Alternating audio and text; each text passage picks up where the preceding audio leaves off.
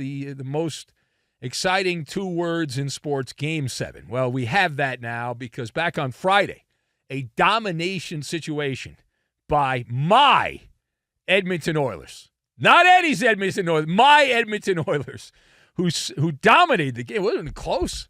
Wasn't even close. Came out, dominated early, and that was it. They stormed back to even up the series with Florida 3-3. And we have editorial control for now of the show, and so we've decided to start with hockey. So Oilers and Panthers, winner gets to hoist the Stanley Cup. So let us discuss the question, the obvious question here, and I've been watching these games, although we haven't done monologues on them. The question is this: what changed for Edmonton to storm back and even things up? So I've got George Clooney, Psychobabble, and Grandfather Clock. And we will combine all of these things together, and we are going to make a pool party, which is what the Oilers will be doing. They'll be taking the Stanley Cup, and they'll be having a pool party, and they'll toss it around different swimming pools around Canada and around North America and around the world.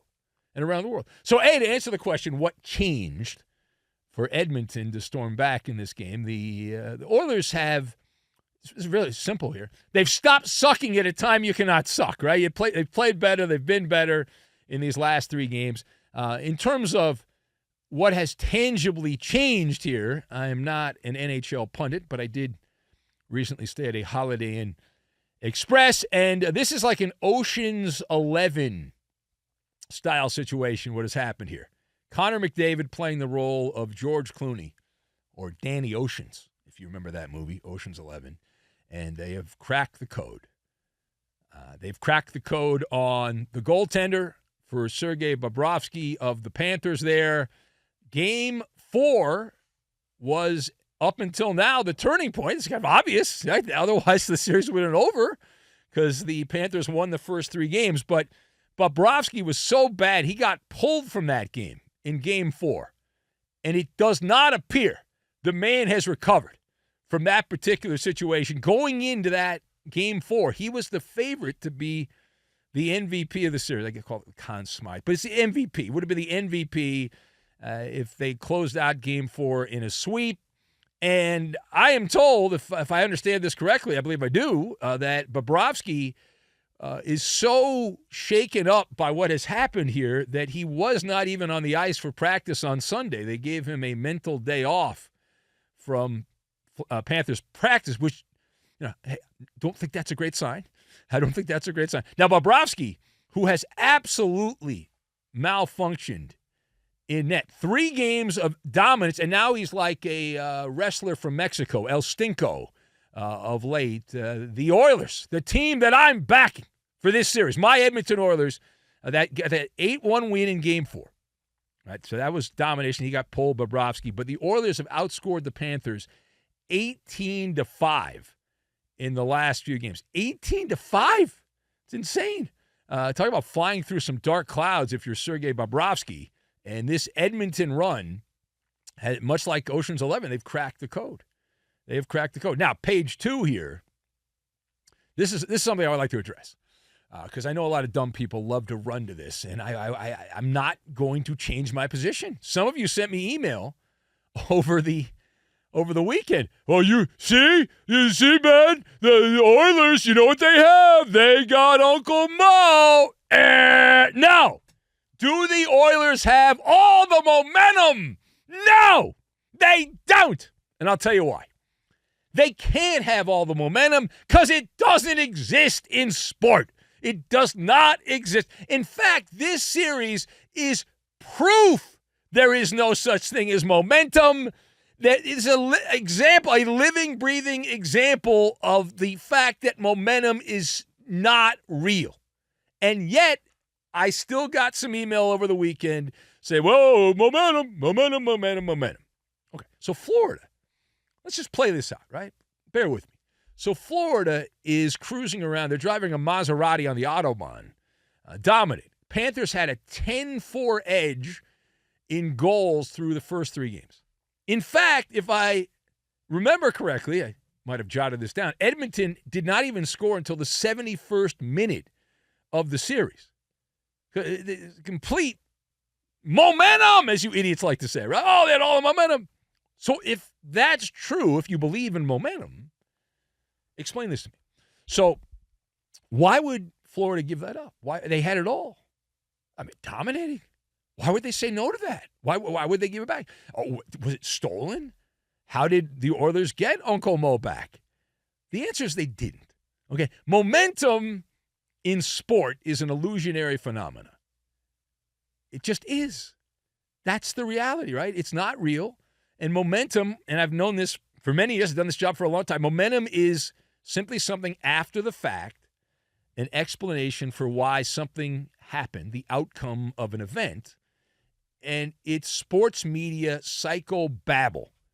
It started out in the early days of sports writing. It was in the vernacular of sports media, and it's just been repeated.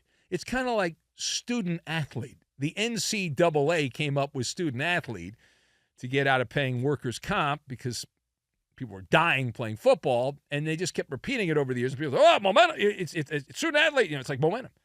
I'll give you an example, right?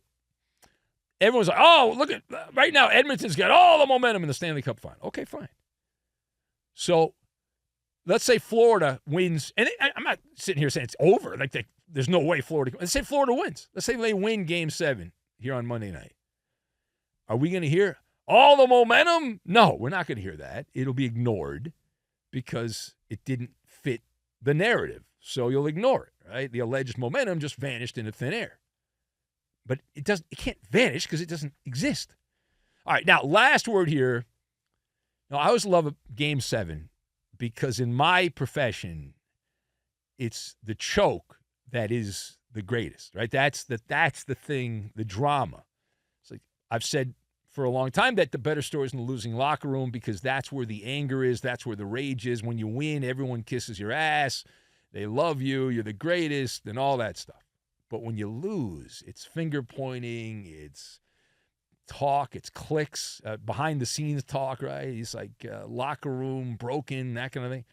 So where does the pressure lie heading into Game 7 here in hockey for Edmonton and Florida? And I turn to the grandfather clock, and I look at the grandfather clock, and the pendulum is clearly swung in the direction of really one guy in particular, but an entire team because he represents that team, and that's Sergei Bobrovsky and Florida.